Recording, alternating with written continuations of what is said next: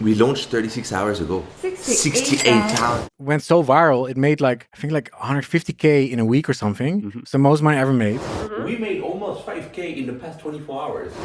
If making money from indie hacking is so easy, why aren't all software engineers doing this? In over 13 years of coding, I met dozens of software engineers who became millionaires. But over that time, I met only one developer who made serious money from indie hacking. Give me a few minutes, and I will show you why most software engineers never become entrepreneurs and what the best indie hackers do to launch successful startups. To start, let me show you why developers choose indie hacking over tech careers. First, let's talk about the elephant in the room: layoffs. Tech layoffs rate the entire industry in the past few years. Giants like Google, Meta, and Amazon have shown that even the most stable jobs aren't immune. You can spend years climbing the corporate ladder to see your job disappear overnight. When everything was about to get to normal, OpenAI released ChatGPT and it ruined coding for everybody. On top of that, even as inflation and unemployment rates return back to 2%, costs of living are rising faster than salaries, and even software engineers working for the tech giants feel financially squeezed. That's why many of us started looking for alternative ways to secure our future. So, what's the alternative? Welcome to the world of indie hacking. Take Peter Leve's example. He built multiple solo startups, making millions by creating products people love, without boss, without meetings, and without worrying about the layoffs. Another great example is Mark Louvion, who turned his passion for programming into thriving businesses. And he did it all while living in Bali and surfing every day. The promise of indie hacking is compelling: location independence, creative freedom, and the potential to make more money than any 9-to-5. Instead of relying on someone else's business decisions, indie hackers control their own destiny. You will set your own hours, you will pick up your own projects, and you will take 100% of the profit. But here is the catch: can you actually replicate their success? Sure, Peter Levels made $150,000 in a week from his AI startup, and Mark Louvion made over $1 million in 1 year. But are these results even realistic for most developers out there? Let me show you the data. Mark Louvion has a startup called ShipFast. It is a Next.js boilerplate that is designed to speed up development of tiny indie projects. It contains all the puzzles every successful startup needs, like payments, emails, or even landing pages. Every ShipFast user can connect their Stripe account into the leaderboard and show how much they make every single month. I thought I could take a sneak peek into this leaderboard to analyze how much indie hackers actually make. To start, let me give you an overview.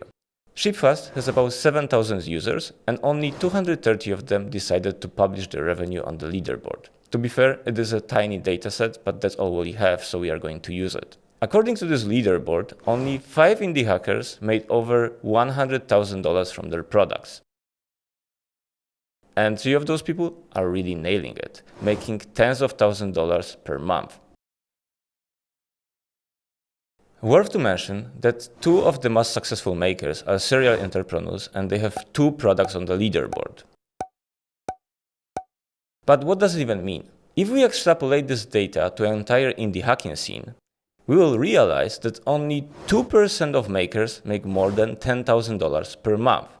It means you have a higher chance of making $10,000 per month from your job rather than from indie hacking, because about 5% of software engineers worldwide make $10,000 or more every single month. To understand why the statistic is so grim, let me show you the reality of indie hacking.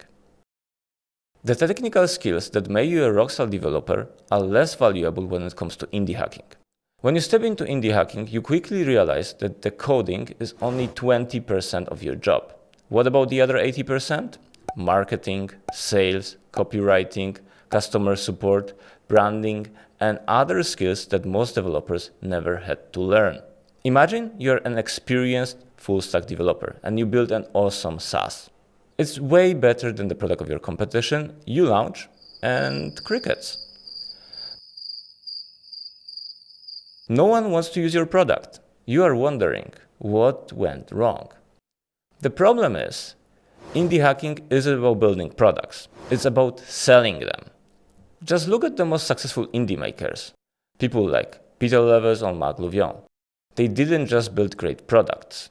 They built powerful personal brands. They have thousands of followers who trust them, listen to them, and buy whatever they make. And you know what? They have very average coding skills. Their ability to communicate, inspire, and market themselves, that's the thing that makes a difference. Most indie hackers underestimate how crucial marketing is. They assume great products sell themselves, but that's not true. If you don't know how to sell your products, then indie hacking will ruin you financially and emotionally. But this brings us to another point, which is sell showers in the indie hacking gold rush. Have you noticed something very interesting about the most successful indie hackers? They don't dig for gold, they sell showers. Think about it. Marc Louvion isn't building random products.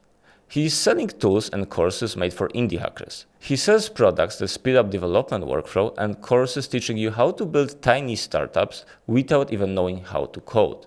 On the other hand, Peter Levels built a Nomad List, a widely successful platform for digital nomads, many of whom are aspiring indie hackers themselves. And he also proves that you don't need elite coding skills to build profitable products. But why does strategy even work? According to a recent Credit Karma study, almost half of millennials and Gen Z are obsessed about becoming rich. 48% of Gen Z and 59% of millennials feel financially left behind.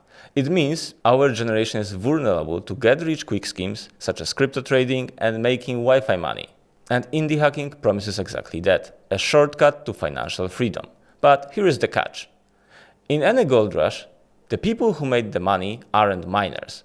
They are selling pics, showers, and maps. The same rules apply to indie hacking. If you create content, tools, or courses that will help other indie makers succeed, you tap into the right market. During the California gold rush, thousands of prospectors traveled west dreaming of striking it rich. But the real fortunes were made by entrepreneurs like Levi Strauss, who sold durable jeans to miners, or Samuel Brannan, who sold pigs and showers. They didn't chase for gold, they sold dreams. So before you quit your job to launch your own indie startup, consider a different path. Start making content for other indie makers. Build your audience and establish trust.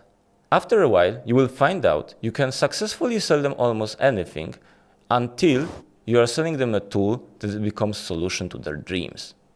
But you need to understand one very important thing first. The most successful indie hackers aren't software engineers. Indie hackers are one-man show. They impersonate the entire companies in a single person. That's why 99% of software engineers fail, because the technical knowledge is just the tip of the iceberg. And it isn't enough to build any successful business. For most developers out there, mastering craft and growing career can be far more lucrative than chasing indie riches. And that's why you should watch my next video, and I will teach you the strategy that made me over $1.2 million from my job as a software engineer. No side hustles, no 80-hour work weeks, just strategic career positioning. So see you there.